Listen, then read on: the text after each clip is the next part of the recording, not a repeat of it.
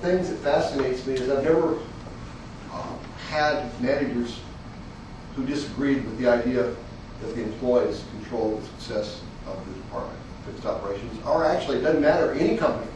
Okay? It's always been an agreement. However, what we talk about and what actually happens in reality sometimes can be a little different. And part of the problem is based on what's called a management pyramid. Every company has one, no big deal. Dealerships have one. And in your management pyramid, you always have someone at the top who's responsible for the success of the organization. In our case, it's our dealer principal, general manager, owner, whoever it might be that's up there, looking over the big picture. And, you know, they're kind of like a captain of a ship. And they've got this huge ship, and they're trying to take it through safe waters and making sure it's on course. And all captains of ships have navigation tools. What's their number one navigation tool that lets them know they're right on course? Everything's going okay. Financial statement. So they've got their little guiding star up here, and it's the dollar. Okay? And they're watching that dollar along with CSI stuff and what's going on and deciding if we're going where we should be going. And let's say all of a sudden something starts to show that profits are down, CSI's getting a little trouble. Even wackier, maybe they come back from a dealer 20 years. Learned about something that we're not doing here that we should be doing. Okay. But regardless, something says, hey, ship's not on course. To get that ship back on course, they've got to take their frustration here and they've got to communicate it to the people they hire to run all parts of the ship to help keep it on course. And in this case, call it mid-management, which most of you fit in. And with mid-management, basically they're going to take their frustrations in this meeting and kind of share their grief. Kind of dump it on you. Gravity in motion here. And in that meeting, they may discuss with you how they very carefully tried to hire the best people they could hire to help run the different departments and make sure they're as profitable as possible, a great CSI as possible. And they hate to inform you that possibly if you cannot get the job done, they maybe have to go out and find someone who can. And they close it with, I think everyone understands what I mean here, and I expect to see some change here very, very soon. Either in your ability to produce better income or CSI, or changes in, unfortunately, the people who have in my departments. I like this cartoon. I like this little cartoon. I grabbed it from Blondie. Old Dagwood and his boss is there. He says, did you get anything out of the motivational talk I gave the employees this morning? Sure did, boss. What part really touched you? The part about filling out a job application. Yep, that part really touches me too. Now, good or bad, they share the message, and good or bad, you've got to continue to move the message. Let everyone know. We want to be good communicators. Let them know what the status of the department, what the big ship is, the dealership. So we pulled together our steps. And service and parts, this could be the parts advisor, service advisors, tax, you know, go on and on, cashier, and all these folks involved there. And so we meet with them. And we kind of let them know, guys, I don't know what you're doing out there, but I just keep getting told it's not good enough. And I need you to go out there and kind of change your attitude. Do a better job with customers. Take better care of them. You need to sell more things. You need to make a change here. And if for some reason that bothers you or you don't believe you can do it, I might need to find someone who can. Good? Got it? Sorry. Now, think about the folks you called into this meeting. Now gravity hit another level. Boom. Crap kind of dropped. When you call this meeting, you called your whole department together. And in your department, you got some people who are pretty good performers. You got some people who kind of, it's a job, I don't care.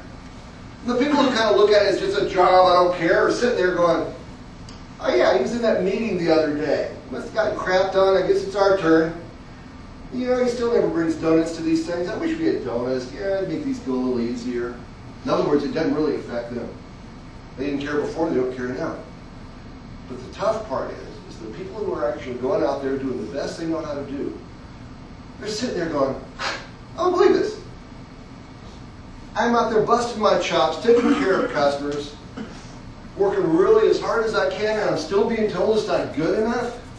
Hey, screw this. Forget it. You know, why am I doing this? Only to come to another meeting and be put down again. Now, basically, this was a motivational talk, and we motivated those good performers to not care anymore. So now we got this whole team of folks that goes and they hit the people who's at the bottom of the pyramid. Who's at the bottom of the pyramid? Every pyramid has to have one. Customer, you got it. Without the person at the bottom of the pyramid, we would not be in business. So finally, the last level of gravity hits, the crap hits the bottom. Customers come to the dealership, and they're being treated horribly now. People don't care. Parts aren't available. They don't arrive on time. Jobs are not being finished on time. Their vehicles are being left there a couple of days, and all kinds of weird stuff. Nobody's calling them back to review things. The prices aren't matching the quotes, things of this nature. And customers going, I don't believe this. I go here because I need help. I'm dependent on these people. And this is how they're going to treat me? I'm going to spend my money here. My money is hard enough to get this money. We're being treated that way. And so they leave. And an interesting phenomenon happens. I'm going to compare this to where I grew up. I grew up in East Texas. And I'm going to call it Deep East Texas. I did not know you had indoor plumbing until I was 5 years old and we moved to Galveston Bay area. Truly. We had outhouses, you had a pump in the back, and I think we had a pump over the sink. You heated water, you had big tubs you took baths in, that type of stuff. And I'm going to tell you, middle of the summer in Texas, like being here, when I got off the plane the other night at 11:30, it was 86 degrees, felt right at home, no big deal. What it's like in Houston. However, we have wet air, you guys have dry air, I prefer the wet air, I like humidity. But regardless, middle of the summer, when it's hitting 100, 110 degrees in East Texas, one of the most horrible experiences is have to go out to that outhouse around 2 in the afternoon. Oh man, fumes, and you're trying to make sure your eyes aren't wearing too bad. Same problem though. Once crap finally hits the bottom here, customer goes away, well the fumes drift back up. Dealer principal, general manager, and more lost income, more lousy CSI. And the cycle starts again. I call it what goes around comes around. Most of you are familiar with that term. Regular automotive term. And what we're dealing with here is something that even though everybody agrees that the frontline people control the success of the organization, unfortunately, in reality, many times it doesn't work that way. It's actually dysfunctional. Dysfunctional. And the reason I say that is everybody's looking up to find out, what do you want me to do? What do you want me to do? What do you want me to do? What do we need to change? Instead of focusing on the key players, the customer and the frontline people. So one of the things I think is important is to do what we call inverting the management pyramid. Putting the customer at the top of the pyramid and realizing the frontline people, parts advisors, service advisors, techs, etc., realizing they truly do, just like everyone agreed earlier, control the success of the department. And in realizing that, the mid-management job kind of changes. Since you know you're totally dependent on these people to make you look good, then you start asking them, what do you need? How can I help you? What can I provide to make everything work as well as possible? Now, when people know you're really sincere, a neat phenomenon happens called two-way communication. In other words, they don't wait for you to ask. They know it's safe to just come tell you, and as this two-way communication develops, everybody starts working well together.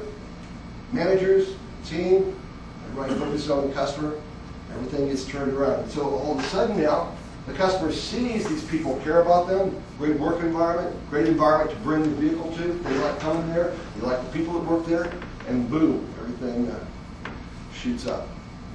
Now, unfortunately, I'm not going to lie to you and tell you that the people at the top are going to change their communication style, so you become a buffer. Dealer principal and general manager, and how you deliver the news to the staff. Basically, I learned this from Tom Peters. In his talks about passion for excellence. And he was talking about how it's not so much that the whole organization is that great, it's these pockets of manager-employee groups that work well together that the customer gets to interact with a lot, and that creates the biggest impression. And that's kind of what I want you to think about as we go through our day, and realizing that we have some terrific opportunities here in what we're trying to do, and terrific opportunities in working with our employees, and realizing I set up the foundation, the processes, the organization. However, I need them. I need to get their cooperation to carry things out as well as possible, take care of the customers.